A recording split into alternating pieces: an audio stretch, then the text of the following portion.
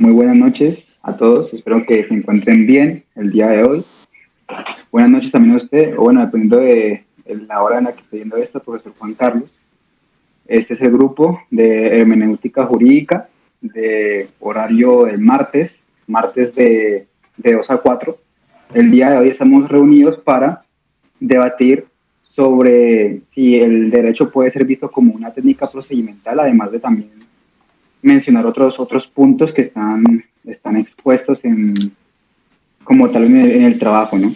Así que a partir de ahora, Fabiana, voy a concederle de que haga el orden de las preguntas y organice un poco más todo este tema del debate. Ahora bien, vamos a presentar una serie de respuestas a preguntas, iniciando con la explicación de la hermenéutica jurídica.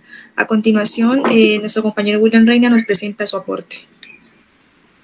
Ok, Fabiana, mi nombre es William David Reina Hurtado. Para mí la hermenéutica jurídica, pues digamos que podríamos definirla como una actividad, ¿no? Una actividad, incluso llega a ser considerada por muchos como una especie de ciencia o hasta arte, que su objetivo es la acción que tiene el intérprete de analizar los textos y el lenguaje. Y en este caso particular estamos hablando de los textos y de los problemas jurídicos que se remiten al área del derecho, ¿no? Muchas gracias. Toma la palabra nuestro compañero Daniel Morales. Bueno, para mí la parte en la cual hablamos de la hermenéutica jurídica es como un estudio principalmente de lo que es como tal lo jurídico. La hermenéutica es un estudio de la historia jurídica, del por qué las palabras son tan importantes dentro del lenguaje jurídico y además de eso, del por qué como tal la interpretación es importante para este ámbito dentro del derecho. Gracias. Continuamos, compañero Samuel Piraita. Muchas gracias, Fabiana. Bueno, para mí la hermenéutica es un conjunto de herramientas que nosotros utilizamos para comprender lo que algo significa, lo que un texto significa y lo que el autor nos quiso decir con ese texto. En este tema del derecho obviamente hablamos de textos jurídicos, entonces queremos entender qué quería decir un jurista, alguien que escribió la norma al momento de hacerlo. Es esa herramienta que se nos proporciona para poder entender de buena forma qué se quiere decir, qué se quiere lograr con eso. A continuación, su compañera Alejandra López. Bueno, gracias. En mi opinión, la hermenéutica es como una forma de ver y abordar temas relacionados con el derecho, donde se nos da una visión más bien dirigida a la doctrina filosófica de derecho. Es así como la hermenéutica surge como una necesidad de darle sentido o de darle una interpretación a textos legales, a normas o pues a cualquier otro documento que aborde temas jurídicos, ya que como saben, por ejemplo, las leyes son entidades estáticas y que su aplicación pues va a depender de diferentes factores, como la comprensión que se le da a su significado, la situación, el contexto en el cual van a ser utilizadas. En ese sentido, se podría decir que la hermenéutica también llega a ser una herramienta por la cual se podría desempeñar la intención y el alcance de estas leyes por medio de muchos enfoques y por medio de muchos métodos interpretativos.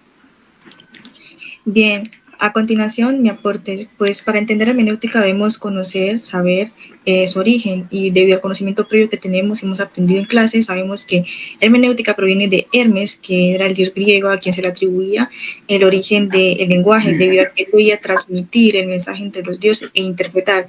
Entonces, de allí el significado de hermenéutica, la interpretación de textos, ya sean religiosos, filosóficos, jurídicos o de cualquier otra índole. Ahora bien, para entenderle la palabra hermenéutica, seguido de lo jurídico, o sea, hermenéutica jurídico, debemos ser pragmáticos y ya que hay muchas maneras de conceptuarla, pero la leemos de forma resumida y diremos que es desentrañar, darle el significado, buscar lo que quiso decir un texto, buscarle un significado al texto normativo, como ya lo mencioné, o una ley o un código, para garantizar su correcta aplicación en el ámbito jurídico.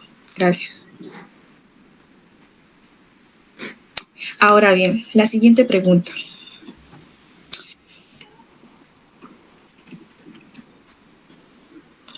La relación del lenguaje con el derecho.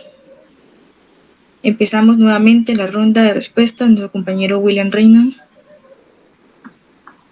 Ok, voy a proseguir. Podríamos decir que la importancia de la radica en que nosotros como futuros profesionales del derecho tenemos que manejar un lenguaje técnico que no corresponde como tal con el lenguaje coloquial o cotidiano. El lenguaje jurídico es sumamente amplio, pues el derecho es un supersistema que está compuesto por normas que tratan de persuadir todas las situaciones que derivan de las diferentes relaciones sociales y por ende también de los conflictos que resultan de ellas. Así que en variación de esos campos del derecho se establece un lenguaje normativo, unos tecnicismos especializados para cada área. Entonces, y eso con el fin de que se pueda cumplir un procedimiento en los temas correspondientes. Entonces, por eso es importante establecer una relación entre el lenguaje y el derecho. Muy bien, gracias. Continuamos, compañero Daniel. Listo. Antes que nada hay que decir que el lenguaje y el derecho están ampliamente relacionados, principalmente por una cosa que es muy fundamental, ¿ya? Que el derecho tiene su propio lenguaje. Como lo podemos decir, hay un lenguaje de estilo técnico, como lo dijo mi compañero, que es de un tema jurídico. Pues, ¿qué pasa? Que cuando nosotros estamos dentro del área jurisprudencial o cuando estamos dentro del área de derecho, tenemos que hablar con ese propio lenguaje. Entonces la relación que existe es que el lenguaje que nosotros debemos de manejar es fundamental para que a la hora de llegar a un juzgado o a la hora de interpretar una ley o una normativa tengamos un amplio concepto de este y lo podamos entender e interpretar de manera correcta. Muchas gracias. Continuamos. Samuel Periadito. Vale. La relación entre el derecho y el lenguaje es muy importante. ¿Por qué? Porque el derecho quiere abarcar la mayor cantidad de problemas posibles en el menor texto posible. Entonces tenemos que hacer esa labor interpretativa sobre la creación y la expresión de las normas, o sea, porque el derecho se expresa principalmente por el lenguaje, el derecho es escrito. Entonces, el lenguaje proporciona ese medio para formular y expresar esas normas legales que tienen como función regir la sociedad.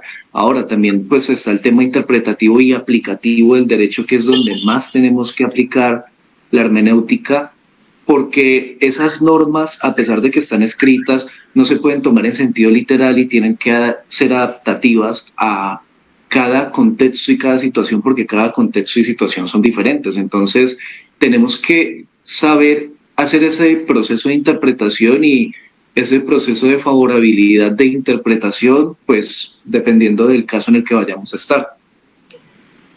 Muchas gracias. Continuamos, compañera Alejandra López. Bueno, la relación entre derecho y lenguaje es fundamental, primero porque con el lenguaje es una herramienta la cual utilizamos para comunicar, expresar, definir pues las leyes y las normativas que están en una sociedad. En pocas palabras, la ley está codificada pues a través del lenguaje y la comprensión de ese lenguaje pues nos va a facilitar la interpretación y la aplicación de esas leyes. Por eso es que se requiere una redacción clara pues para evitar caer en ambigüedades y en consecuencia traer disputas legales. En segundo punto, la argumentación legal. En los abogados pues necesitan una habilidad para poder comprender ese lenguaje jurídico y pues asimismo transmitirlo a su argumentación para que ésta sea estructurada, estratégica y obviamente convincente para persuadir al juez. Muy bien. A continuación, mi aporte. Pues la relación entre ambos es fundamental porque el lenguaje es la herramienta principal que usamos para expresarnos y comunicarnos tanto en la vida cotidiana como en el ámbito jurídico. El lenguaje nos permite transmitir ideas, conocimientos y en el contexto del derecho es importante, es crucial para la redacción y comprensión de las leyes, los contratos y otros documentos legales. Entonces allí su importancia, la relación de ambos, ya que el lenguaje es como el instrumento esencial y necesario para la efectiva aplicación del derecho.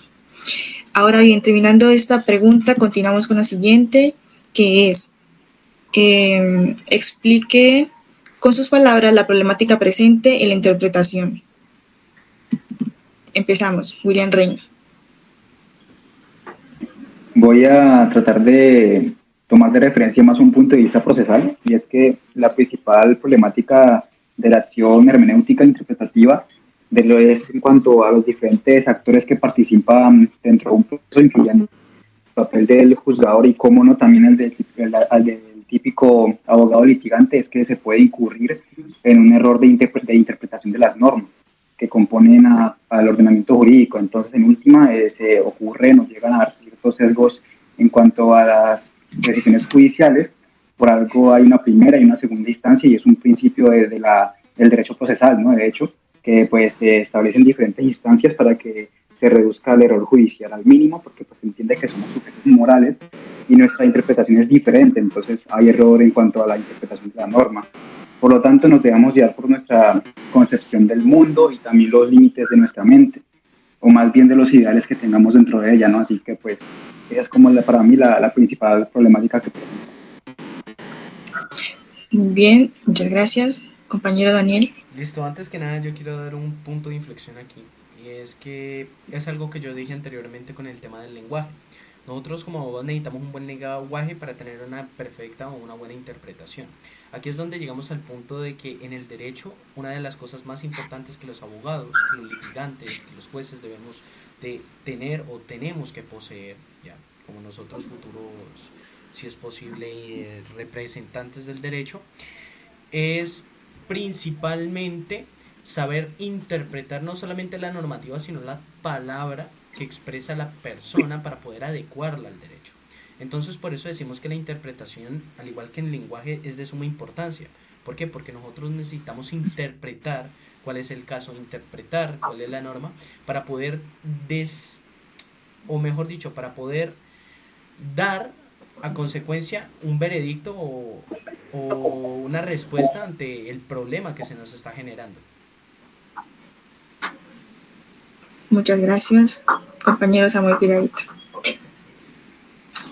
Vale, para mí el problema que tiene más que todo el tema interpretativo dentro del derecho es el contexto cultural y sociopolítico en el que viven las personas, todas las personas, tanto el autor como los lectores. ¿Por qué? Porque al tener todos un contexto sociopolítico distinto, tienen concepciones de la vida y de las ideas totalmente distintas.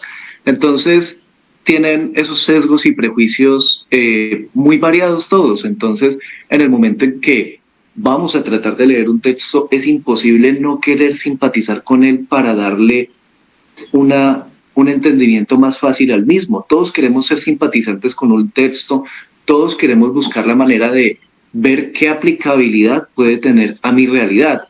Pero dentro de ese tratar de aplicabilidad a mi realidad se pueden cometer ciertos errores de interpretación personal, de interpretación por prejuicios, porque todo puede influir en la evaluación del contenido, todos estos factores de sociedad que una persona puede tener, tanto políticos, culturales, religiosos, todo puede cambiar la forma en que puedo entender el texto.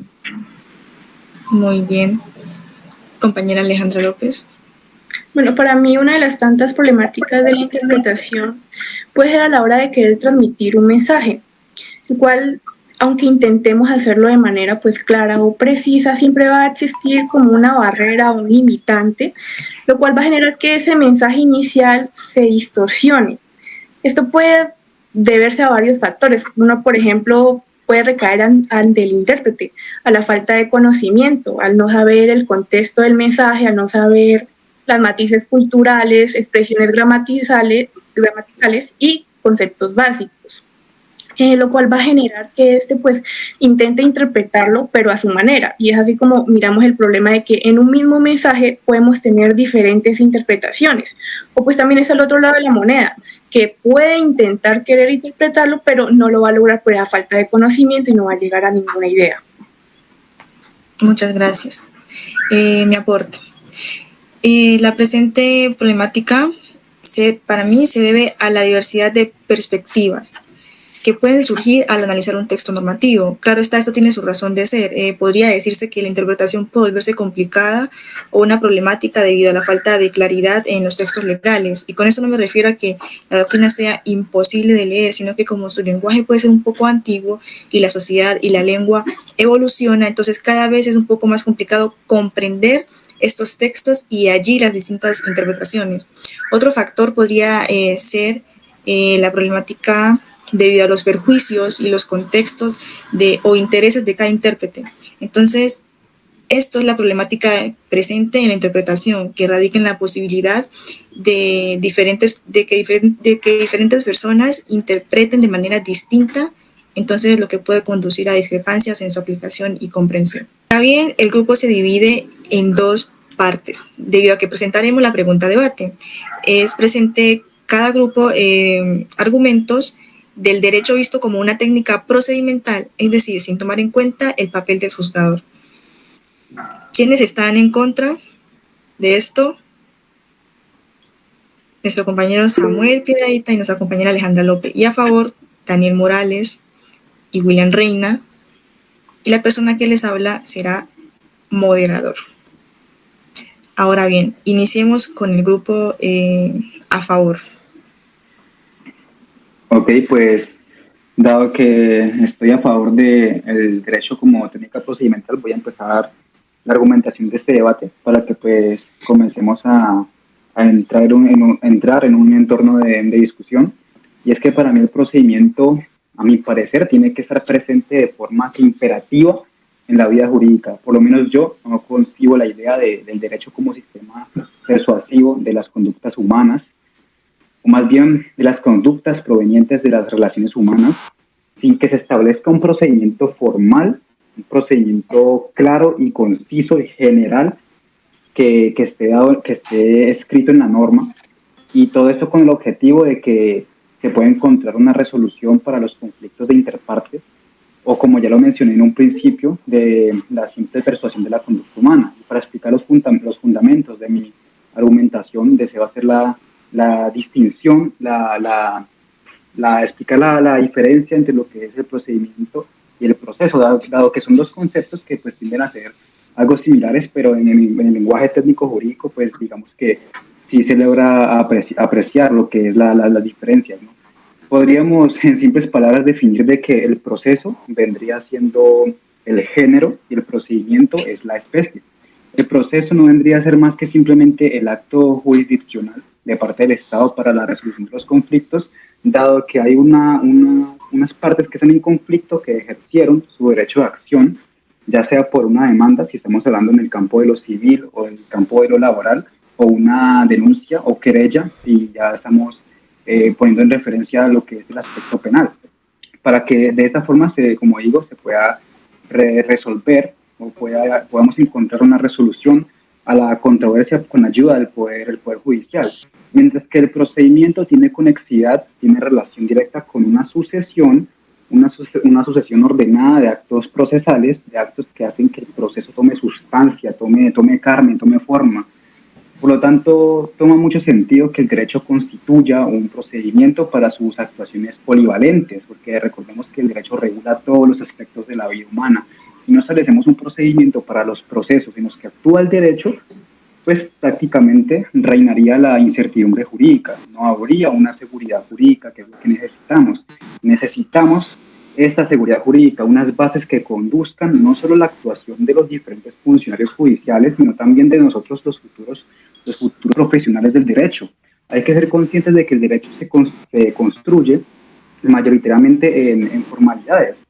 Como apoderados tenemos que aprender a identificar las ventanas y los procedimientos que nos muestra el derecho para la realización o verificación de los derechos o causas que estemos persiguiendo para la defensa de nuestros representados, ¿no? Entonces se presenta una formalidad, que ¿cuál es? Pues la pretensión misma, pretensión que se vendría siendo el acto de la voluntad o la solicitud que se ve materializado por la demanda, que persigue la solicitud de nuestros representados, o en el caso de lo penal, pues hacemos referencia a las pretensiones punitivas que pues persiguen a que se declare la responsabilidad por un hecho que está consumado o un hecho amenazatorio de los bienes jurídicos. Y todo eso son formalidades o procedimientos que tenemos que cumplir una vez ya estemos afuera ejerciendo nuestro papel de litigantes, ¿no? O en general, en cuanto a ejercer la carrera de derecho. Por eso el derecho se construye en esos procedimientos, en etapas. En los procedimientos judiciales hay etapas para el litigio. Se presenta una demanda, las partes presentan como tal el demandante presenta la demanda, se le notifica al demandado, dependiendo si se considera que el caso es de mínima cuantía o no, pues varía el tiempo para la contestación de la demanda. Para incluso el aparato legislativo se presenta un procedimiento que se ve representado en los debates de la creación de la misma ley. Todo está completamente ordenado para que haya un equilibrio, ya que haya un orden y todo esté organizado. Esto así, como dije, es por orden organizacional y de hecho así suelen desarrollarse muchas de las actividades humanas, ¿no les parece? Muchas veces los humanos establecemos ciertos esquemas o ciertos marcos, ciertos linderos que inspiran nuestras reglas sociales y actos que suceden con el tiempo, porque somos animales de costumbres y basamos nuestra cotidianidad en las costumbres y establecemos procedimientos para nuestra cotidianidad. Pero más allá de eso, y hablando en un sentido estrictamente jurídico, en los marcos y linderos que componen el derecho es especialmente necesario que los actos que ejerzamos se lleven a cabo por un procedimiento ordenado para garantizar una igualdad entre las partes y, cómo no, la seguridad jurídica. Esos serían mis principales argumentos. Tiene que sí o sí existir el procedimiento en el derecho, si no, pues no habría un sistema como tal implementado. Muchas gracias. Listo. Complemente. Continuando con la argumentación y con el punto de vista de mi compañero, ya, de que el derecho es visto como una técnica procedimental, pues yo tengo que decir que al respecto de esto, nosotros vemos que en el derecho tenemos amplios y una gran cantidad de procedimientos que tenemos que cumplir para poder llegar a ese punto al que queremos llegar, ¿ya? En este sentido, nosotros hablamos un poquito más figurativos de que en el derecho necesitamos el procedimiento para poder cumplir con este mismo, ¿ya? Hay ciertos procesos que lo que hacen es agilizar al derecho para que éste pueda cumplir sus funciones dentro de la sociedad. Nosotros, o la mayoría de las personas dentro de la sociedad, vemos y veremos el derecho como una técnica de un procedimiento, o sea, un procedimiento a seguir para poder cumplir nuestros derechos como seres humanos, ¿ya? Entonces, los procedimientos siempre, o casi siempre, van a ser, bueno, no, siempre van a ser de vital fundamentación o va a ser de vital importancia para el derecho. ¿Por qué? Porque gracias a estos procedimientos podemos llevar el derecho hacia la realidad, ¿ya? Entonces, por eso el derecho lo vamos a ver desde un término procedimental. ¿Por qué? Porque el derecho necesita estos procedimientos para poder llegar a ser una verdadera realidad. Bien. La pregunta está clara, ¿verdad? Podemos proceder con la siguiente posición. Sí.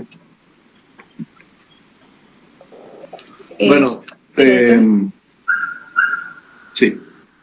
Empiezo yo dando pues la contraposición del tema del derecho como técnica procedimental y pues primero hay que hacer una aclaración, no es precisamente el derecho en contra no es precisamente que yo esté en contra o que la posición sea en contra del derecho como técnica procedimental, porque es muy claro que tiene que existir un procedimiento, pero sí que sea estrictamente procedimental. Ahí es el problema. ¿Por qué? Porque cuando el derecho se vuelve estrictamente procedimental se nos presenta un primer problema que de hecho es muy grande, y es que empezamos a tener una desconexión con la justicia sustantiva, con el derecho sustantivo. ¿Por qué? Porque nos enfocamos únicamente en procedimientos, en técnicas legales, y se corre el riesgo de perder esa importancia que tiene hoy en día la justicia sustantiva, ¿no? El derecho no solamente se trata de seguir procedimientos, sino que también de garantizar resultados pues dentro de lo que quepa, justos, equitativos, para todos los involucrados dentro de, ¿no? Entonces, una visión que sea exclusivamente técnica puede ser muy dañina para este aspecto tan importante y crucial del derecho. Ahora, también al ser pues estrictamente formal, se corre un riesgo de formalismo excesivo. Entonces, el riesgo de formalismo excesivo es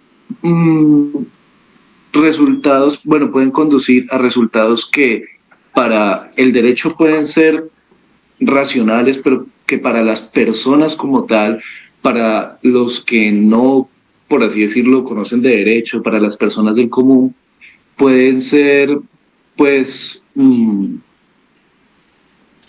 muy irracionales, si me hago entender. Entonces, basar únicamente esa aplicación estricta puede alterar ese concepto que se tiene en el derecho de equidad y justicia. Ahora, también esto haría que empiece a haber una falta de confianza en los entes públicos. ¿Por qué? Porque ya nadie va a querer acudir a un ente público siendo estrictamente formal a resolver un conflicto, porque van a sentir que no hay una disposición como tal de estos entes especializados en la resolución de conflictos, sea cual sea el conflicto, para un bien entre ambas partes, porque no se va a escuchar ese ámbito sustantivo, ese ámbito subjetivo que dicen las personas, los problemas que quieren expresar las personas, no los va a tener en cuenta un derecho que sea estrictamente formal. Para mí ese sería el mayor problema que puede tener un derecho de esa forma. Muy bien, complemento de la parte. Bueno, cuando nos enfocamos en un derecho meramente procedimental, pues existe el riesgo que caigamos en excesivas formalidades y resultar también en procesos innecesarios, ya que la rigidez de la aplicación a estos procedimientos puede generar que los trámites sean muy largos, muy lentos y además costosos, y donde al final de cuentas la mayoría puede que no lleven a una resolución de conflictos. Por ejemplo, en un caso civil, si nos enfocamos meramente en la parte procedimental, esta podría de alguna forma prolongar ese proceso judicial, haciendo que no sea beneficioso para ambas partes, ya que pues una se pierde tiempo y otra pues se pierde obviamente dinero. Muy bien. Les hago un pequeño recordatorio. La pregunta es que presenten argumentos contra el derecho visto como una técnica procedimental. Me lo han dejado claro, eso lo han expuesto todos aquí. Ahora, una técnica procedimental sin tener en cuenta el papel del juzgador. Vamos a imaginarnos la aplicación del derecho donde no haya un juez que determine tal aplicación. Por ejemplo, les voy a poner un caso. La parte que está en contra, que viene siendo Samuel y Alejandra, dicen, por ejemplo, que si no tenemos en la parte en cuenta la parte juzgador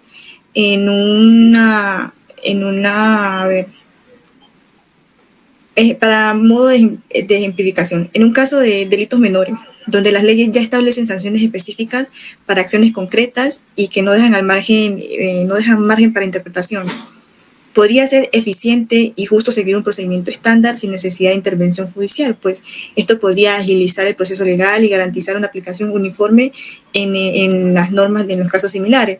Pero ahora, en un caso particular, imaginemos una persona acusada de robo. Desde la perspectiva de ver el derecho exclusivamente como una técnica procedimental, se centrarían en seguir los pasos del proceso legal ya establecido, presentar pruebas, interrogar testigos, revisar legislación pertinente, etc. El énfasis estaría en cumplir los procedimientos formales sin considerar el contexto de las circunstancias del caso. Sin embargo, si ignoramos el papel del juzgador, podríamos pasar por alto aspectos importantes. Por ejemplo, ¿qué pasa si la persona acusada robó por necesidad extrema para alimentar a su familia? Entonces, aquí es donde la discreción judicial y la interpretación contextual entran en juego, ya que el juzgador podría considerar estas circunstancias atenuantes al dictar la sentencia aplicando la ley de manera más flexible y equitativa. Entonces, quiero escucharlos. ¿Cómo vemos el derecho como una técnica de proceso sin tener en cuenta la parte del juzgador? En la parte a favor, William Reynolds. Pues mira que tú nos planteas un ejemplo, digamos, bastante bueno, pero para mí no hay discusión. Tú nos planteas de que, digamos, que si llega a haber un procedimiento muy rígido, se puede prestar para, digamos, una decisión judicial un poco injusta, ¿no? Y nos planteas el caso de una persona que esté robando por necesidad, pero así la persona esté robando por necesidad, estamos hablando de que está cometiendo un robo, una conducta que es antijurídica, es decir, va en contra de lo ya establecido por el propio ordenamiento jurídico, una conducta que está en contra del Código Penal, ¿ya? Entonces, por más que la persona o el sujeto haya tenido digamos, las necesidades, está yendo en contra de la norma y está atentando en contra de los bienes jurídicos de otra persona, que en este caso es su propiedad, está atentando en contra de los bienes jurídicos de otra persona. Entonces, por más de que la norma sea o el procedimiento sea rígido, debe haber un procedimiento rígido y establecido, porque si no, entonces, ¿cómo pretendemos regular ese tipo de conductas que no hacen bien a nadie? Es mi punto de vista, quiero escuchar a los demás. Bien, nuestro compañero Daniel pidió la palabra. Antes que nada, siguiendo un poco dentro de la línea de mi compañero William, he de decir una cosa, y es que ahí, en ese simple caso, necesitamos un procedimiento, sí o sí. ¿Por qué motivo? Porque para nosotros poder dictaminar que la persona fue culpable, porque es que, a ver, no estamos señalando de que la persona robó o no robó, ¿me entienden? O sea, ahí lo que estamos señalando es algo muy simple, y es que nosotros necesitamos los procedimientos a sí mismo para que no se cometan injusticias. Porque puede ser que una persona lo haya visto robar, pero puede ser que esa persona realmente no haya robado. O sea, hay que hacernos entender en el sentido de que los procedimientos, aunque sean largos, como lo dijo mi compañero Samuel Piedra y como lo dijo mi compañera Alejandra López, que de pronto generan un proceso que sea muy extendido, son necesarios para ratificar la veracidad de los casos. Porque hablando en un caso o en un contexto penal donde una persona haya matado a otra, ¿ya? Donde se cometiera un homicidio, podemos hablar del homicidio culposo o del homicidio por dolo, ¿me entienden? Entonces, ¿para qué nos sirven los procedimientos dentro del derecho, dentro de la mayoría de los aspectos jurídicos?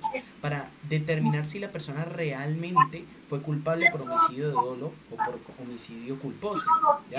O sea, realmente los procesos lo que hacen es de pronto alargar el caso, sí, pero nos dan una mayor facilidad para entender cuál es el verdadero motivo por el que se está resolviendo el caso, ¿ya?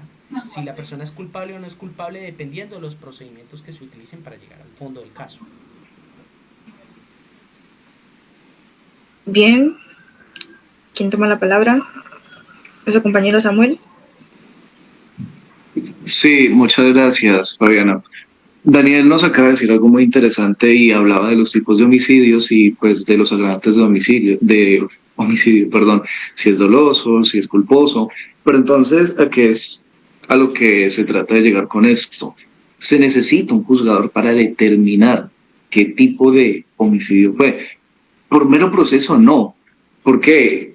Porque un mero proceso no va a ser compadeciente ni va a ser un entendedor de alguna situación.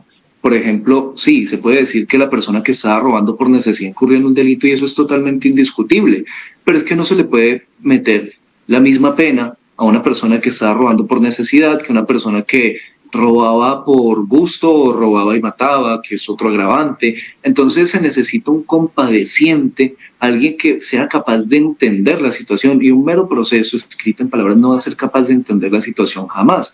Se necesita a una persona, alguien, ¿sí? Un juzgador que sea capaz de entender esa situación y que sea capaz de determinar y de decir sí, esto fue o no fue. Ahora, también pueden decir, no, es que puede colocar a alguien que no necesariamente sea un juzgador para compadecer con la situación, pero termina haciendo lo mismo.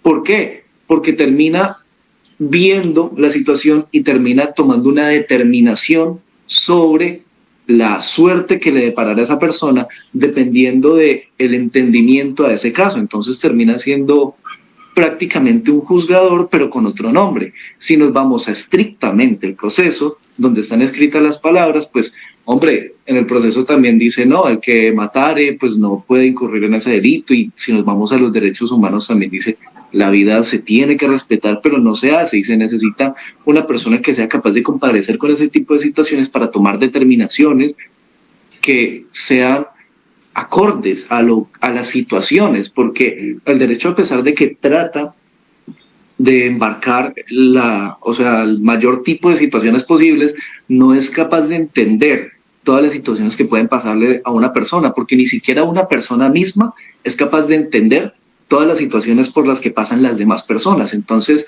se necesita a alguien sí o sí para tratar de hacerlo. Correcto, gracias. El turno es para nuestra compañera Alejandra. Bueno, también podremos decir que pues al caer tanto a este formalismo excesivo y pues a esta rigidez, esto de alguna forma puede resultar a decisiones injustas y desvinculadas con la equidad, ya que se prioriza los procedimientos sobre la justicia sustantiva. Ponemos un ejemplo, pues en casos penales un enfoque puramente procedimental podría llevar a condenas injustas y se pasa por alto evidencia crucial, simplemente porque pues no sigue un proceso establecido. Muchísimas gracias. Nuestros compañeros nos acaban de decir por qué es importante un juzgador en el procedimiento del derecho. Ahora los escucho a Daniel y a William que levantaron la mano. ¿Por qué están en contra de esto? A ver, antes que nada, pues, no sé, William, voy a tomar un momentico la palabra, pero sí he de decir una cosa muy importante y es que realmente, o sea, no estoy en contra de que se necesite un juzgador, sino que estoy hablando de que se necesita el procedimiento. A ver, obviamente, es que nosotros necesitamos algo que nos ratifique. Cuando hablamos del procedimiento es hablar de cómo se va a actuar dependiendo del caso. O sea, no es lo mismo, como lo dices tú, ya, llevar el caso de que fuera una persona que roba por necesidad, una persona que roba por gusto. Cada caso tiene una pena diferente, ¿ya? Entonces no podríamos agarrar a esa persona ya, desde dentro de la interpretación, digámoslo, de un juez, a llevarla y decir, no, es que él roba, listo, punto. No, hay distintos tipos de casos y para eso sirve el procedimiento. O sea, si llegamos y decimos, no, él robó por necesidad, bueno, le aplicamos 6 meses de condena, pero si él roba por gusto y mata por gusto, ya es una cosa totalmente diferente. Por eso hablamos de que el procedimiento, aunque tenga una vista muy limitada, porque sabemos que esta está guiada bajo la interpretación de una persona, sigue siendo fundamental para poder establecer al menos un tipo de pena, un tipo de condena o algún tipo de sanción para la persona que cometa un delito, ¿ya? Porque si no tuviéramos procedimientos, simplemente trataríamos los casos como cualquier tipo de caso, o sea, sería lo mismo robar a matar, ¿me entiendes? O sea, los procedimientos están para poder limitar las sanciones que se les colocan a una persona. A final de cuentas, como tú lo dices, es que porque esté en el derecho no significa que no lo vayan a hacer. Las personas mueren, las personas matan, sí, pero gracias a ese procedimiento lo que tenemos es una pena, una sanción que se le va a imputar a las personas, ya a vista de los intérpretes, que en este caso son los abogados y los jueces. ¿Continúa William o puedo hacer mi intervención? Pues si quieres ver mi intervención primero, o pues. Esto es que toca dejar claro que no estamos saliendo del contexto de dejar de ver el derecho como una técnica procedimental. La técnica procedimental está, pero debemos, ¿qué argumentos me presentan ustedes si vemos el derecho como técnica procedimental sin tomar en cuenta el papel del juzgador? Esta es la última intervención de nuestro compañero William para cerrar el debate. Ok, pues yo voy a plantear otra perspectiva, sumando un poco a lo que nos estaba comentando Samuel y Alejandra. Me gustaría atacar un poco sus ideas, y es que ellos nos comentan de que, digamos, o por lo menos Samuel nos comenta de que la ley tiene que ser un poco, bueno, por lo menos fue lo que yo entendí, que hay que ser un poco compacientes y evaluar cada caso. Digamos que nos plantea que no es lo mismo una persona que robó por necesidad a otra persona que robó por gusto, pero es que, o sea, digamos que al fin y al cabo se está cometiendo una conducta que cumple con las tres características de un delito. Es conducta típica, punible y antijurídica, y es una conducta que se establecía que digamos que va en contra del ordenamiento y atenta contra los bienes jurídicos de otra persona, hasta que independientemente si se cometió por gusto o no, se está robando y es una conducta, es un delito que es reconocido como tal. Aparte de eso, y pues por algo el procedimiento, digamos que por eso el procedimiento es muy variable, ¿no? Y digamos, tiende a reconocer o por lo menos tiende a estipular diferentes tipos de penas dependiendo del caso en concreto. No estamos, digamos, refiriéndonos al que el procedimiento tiene que ser 100% rígido, ¿no? Obviamente no, pero tiene que haber un procedimiento como tal. También nos comentaba un poco sobre el derecho sustantivo. El derecho sustantivo como tal, pues sin procedimiento literalmente no sería nada, porque el derecho sustantivo pues hace mucha referencia como tal a los derechos subjetivos que tiene la persona, que pues están reconocidos en la misma norma. y sin un procedimiento que esté establecido para la realización o la declaración de dicho derecho sustantivo, pues entonces básicamente no habría como tal derecho sustantivo. Tiene que existir un medio, algo que conduzca la realización de dichos derechos, y eso es el procedimiento. Y también Alejandro nos comentaba de que como tal que existan o se establezcan procedimientos muy rígidos, pues podríamos incurrir en penas o por lo menos en sentencias judiciales injustas. Pero te pongo y tú también lo colocabas o hacías referencia al ámbito de lo civil. Yo te pongo un ejemplo, digamos una persona que quiera ejercer una acción reivindicatoria porque, digamos, alguien esté ocupando su predio sin su consentimiento. Esta persona ejerce ante la autoridad jurisdiccional y ejerce una acción, ejerce un procedimiento, o más bien inicia un procedimiento que es mediante un proceso judicial declaratorio, ¿ya? Y pues este proceso judicial declaratorio tiene cierto procedimiento que se tiene que desarrollar, tiene que probar dentro de los documentos que tiene el derecho de dominio de la cosa, tiene una cosa singular, le tiene que probar los títulos que tiene, o sea, los títulos del demandante tienen que ser anteriores a la posesión del demandado. Bueno, son muchas cosas, son muchas variables que se tienen que cumplir en el procedimiento, pero todo converge en últimas a la defensa de los derechos sustantivos que también hablaba Samuel. O sea que sí o sí se tiene que cumplir un procedimiento. Eso es prácticamente lo que tenía para eso. Muy bien, muchas gracias, compañero. Muy bien, en cuanto a cuál parte se ajusta mejor a la realidad, lo que debería buscarse en general es encontrar un equilibrio entre seguir procedimientos establecidos y permitir cierta flexibilidad para adaptar las circunstancias individuales y cambiantes de la sociedad, ya que eso puede ser beneficioso.